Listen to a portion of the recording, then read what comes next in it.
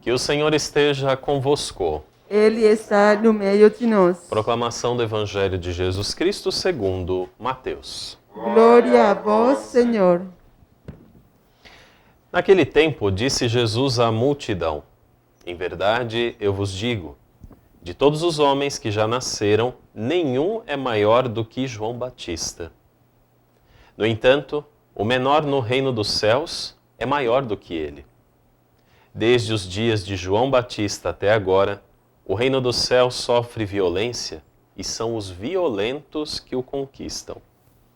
Com efeito, todos os profetas e a lei profetizaram até João.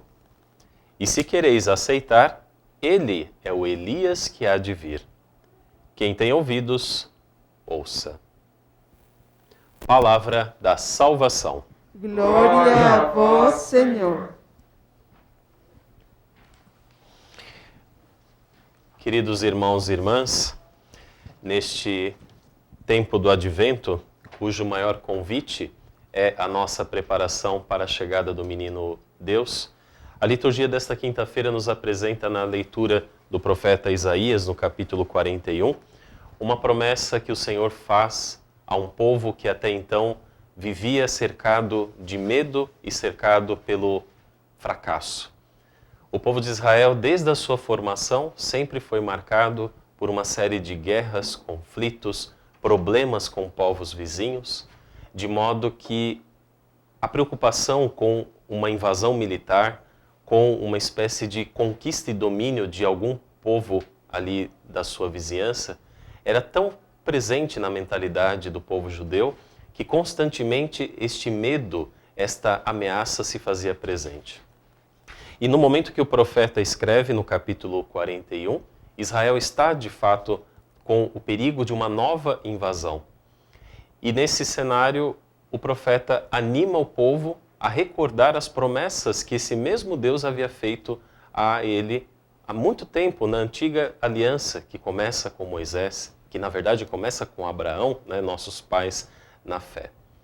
E nesse momento o profeta diz: não tenham medo, eu farei de vocês vencedores, eu farei de vocês aqueles que serão capazes de, como ele aqui escreve, né, se transformar num carro novo que triturará o inimigo. E muitas leituras são feitas do Antigo Testamento tomando por base esses episódios, e nós temos que tomar um certo cuidado. Por quê? Normalmente se diz que a palavra de Deus foi escrita para justificar, sobretudo o Antigo Testamento, para justificar um comportamento bélico, ou seja, um comportamento de guerra, quando na verdade nós precisamos pensar com a cabeça de quem viveu naquele período. Sendo que essas pessoas, no fundo, percebiam que diante da necessidade que havia naquele momento, ou do contexto em que elas estavam, este tipo de argumentação fazia sentido. Ou seja, se o povo não estivesse em conflito, fatalmente a sua cultura seria derrotada. Hoje, muito tempo depois, numa leitura mais moderna, nós podemos até dizer, mas não tem cabimento pensar desse jeito. Pois é, mas naquele momento era assim que se pensava. E o que a gente tem que fazer? Ficar preso a esta realidade anterior? Não. Nós precisamos nos abrir e perceber que seja em qualquer contexto cultural que for, Deus está presente. A sua palavra, ela é criadora, ela é reveladora, ela é inovadora em todo tempo e lugar. Se os povos antigos, ou mesmo o povo de Israel, no contexto do profeta Isaías, tinham os seus conflitos, os seus combates, a pergunta não é por que eles guerrearam ou por que eles entraram em conflito daquela forma. Mas a pergunta é, quais são os conflitos, guerras, combates que nós temos hoje? Tenho insistido muito já há um bom tempo de que, embora aparentemente nós não tenhamos uma guerra declarada, apesar que essa guerra sempre existiu, quando nós olhamos os números da violência, os jovens que são mortos principalmente nas periferias das grandes cidades, as pessoas que morrem sem um atendimento decente, digno nos hospitais públicos do nosso país. Enfim, quantas mazelas, quantos problemas que o nosso mundo tem que nos fazem talvez entender que diariamente, constantemente, nós estamos sim dentro de uma grande guerra. Mas, ao mesmo tempo, nesse momento, o planeta vive uma grande guerra, que é a luta contra o coronavírus. E quais são as armas que nós temos?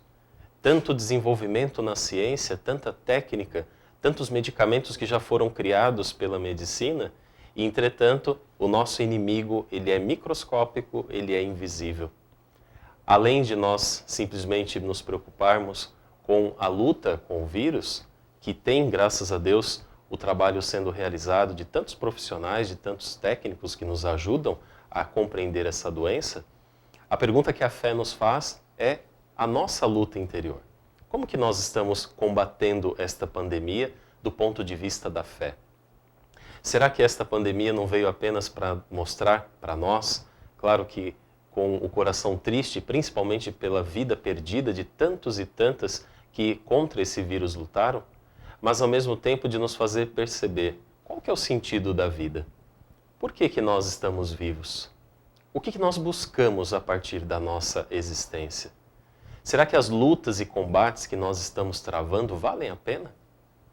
Foram tantos os depoimentos nesse período de pais que conseguiram estar mais próximos dos seus filhos, de casais que até então já não tinham mais aquele vínculo, aquele tempo de estarem um pouco mais próximos uns com os outros. Também foi motivo de conflito para alguns que viviam tão distantes um do outro que quando passaram a ter que dividir diariamente o mesmo espaço, não foi tão simples, não foi tão fácil. Seja como for, a mensagem que o profeta Isaías nos deixa é de que em tempos difíceis nós buscamos o essencial. Em tempos de conflito, não se tem tempo para perder o próprio tempo, a própria energia, com coisas secundárias. E o advento é esse tempo próprio para nos concentrarmos no essencial. Vejamos que, no decorrer dessa mesma leitura, o próprio profeta diz que depois de superado esse momento de guerra, Deus vai fazer chover no deserto. Vai fazer surgir uma nova vegetação, símbolos para dizer que uma nova vida está por vir. E se nós acreditamos que esse período é realmente um período oportuno para nós revermos a nossa vida, para nós analisarmos o nosso ano, mesmo com pandemia ou sem pandemia, como queiramos analisar, qual foi o caminho que nós fizemos durante este ano de 2020? Como que eu quero chegar na noite de Natal, no 24 de dezembro, sendo que eu talvez não tenha feito até uma reflexão da minha própria vida? Será que eu vou viver este Natal como tantos natais eu já vivi, como se fosse apenas uma festa pagã? O grande risco nosso enquanto cristãos é justamente esse. Viver uma festividade tão central, tão importante para a fé cristã católica como é o Natal, como se fosse uma festa pagã. Eu sou o Frei Hugo, moro em Mogi das Cruzes, São Paulo, trabalho na paróquia São Maximiliano Kolbe, dos Frades Menores Conventuais. Lá comigo mora o Frei Gilson, que é também membro do Conselho Gestor da Milícia da Imaculada, juntamente com o Frei Sebastião e com o Frei Aloísio. E lá na nossa paróquia, uma das perguntas que eu fiz no primeiro domingo do Advento foi justamente essa. O que você está fazendo em preparação para o Natal? Ou, qual foi a sua primeira preocupação em relação ao Natal? E muitas vezes, quais são as respostas? Eu me preocupei com a ceia, com a comida, com a bebida, com uma pintura na minha casa, com a árvore de Natal, com o bendito Papai Noel, E eu digo que não há problema algum em nós nos prepararmos materialmente, esteticamente para o Natal. Só que se nós, por exemplo, não cultivarmos a simbologia que o Natal de fato traz, nós vamos passar por ele sem colher da sua riqueza. O presépio. Quem de nós já tem o presépio montado nas nossas casas? A novena de Natal, que nesse ano provavelmente não vai ser possível fazer como fazíamos nos anos anteriores, de nos reunir nas casas dos vizinhos, parentes, membros da comunidade, mas a gente se reúne na internet para tanta perda de tempo às vezes, né? Para tanta fofoca, para tanto bate-papo desnecessário. Por que não nos reunir na internet, por exemplo, em pequenos grupos, numa conferência, para celebrar a novena de Natal? São muitas as oportunidades que Deus nos dá para travarmos o grande combate que nós temos enquanto cristãos, que é o combate contra a nossa própria falta de fé. Essa é a mensagem central que a primeira leitura nos passa. E o evangelho de hoje, que é de Mateus, no capítulo 11, uma fala muito dura de Jesus, afirmando que os violentos são os que conquistam o reino. Essa afirmação, normalmente também, assim como o contexto da primeira leitura, também nos causa estranheza. Mas como assim?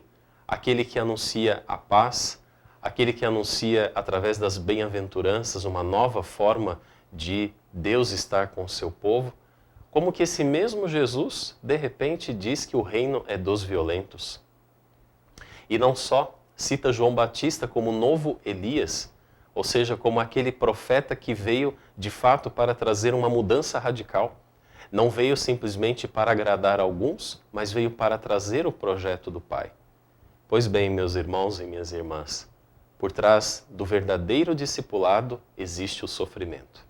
Por trás do verdadeiro seguimento há a cruz. Não há como falarmos do reino de Deus sem falarmos da cruz. Não porque a religião seja uma espécie de tortura contínua, não. Mas porque o próprio Jesus nos disse, quem quiser vir após mim, renuncie a si mesmo, tome a sua cruz e me siga. A construção do reino não é um projeto que nasça espontaneamente.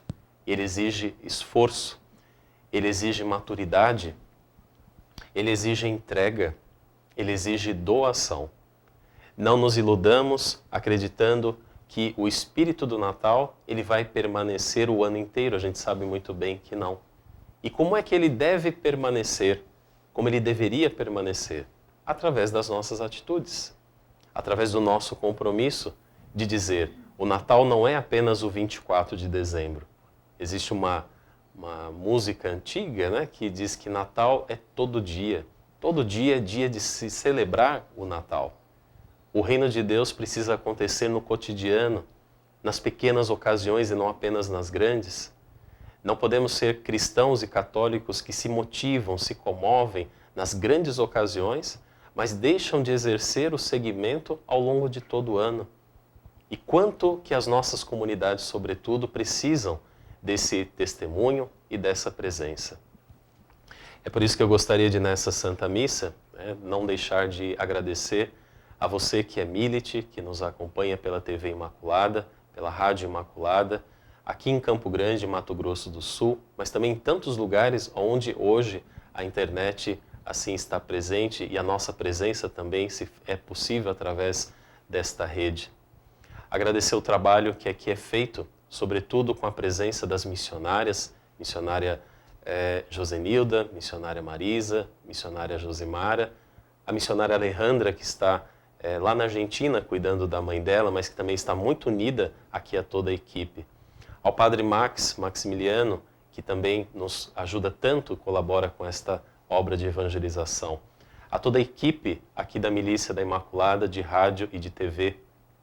Aos voluntários que fazem com que o nosso trabalho também aconteça. E pedir que, embalados ainda, né, pelo dia 8 de dezembro, pela festa da Imaculada, que ela nos ajude a nos preparar para o nascimento do seu filho. Ela foi a que viveu o advento de maneira muito especial e muito forte, porque o seu filho estava chegando no seu ventre. Um nascimento todo especial, um nascimento que mostra que contra toda desesperança, Deus pode fazer a esperança acontecer. Aonde tinha tudo para dar errado, Deus fez dar certo. Aonde faltavam recursos e muitas vezes explicações do porquê ser daquela forma, Deus, na sua graça, o Pai faz com que o Filho esteja presente em nosso meio pela ação do Espírito Santo, pelo sim de Maria. É por esse sim que nós queremos também nos motivar a, como ela, estarmos no advento também aguardando essa chegada do menino Jesus. Que Deus abençoe a cada um de nós e nos fortaleça em mais um dia de vida e de trabalho. Louvado seja o nome de nosso Senhor Jesus Cristo. Para sempre seja louvado.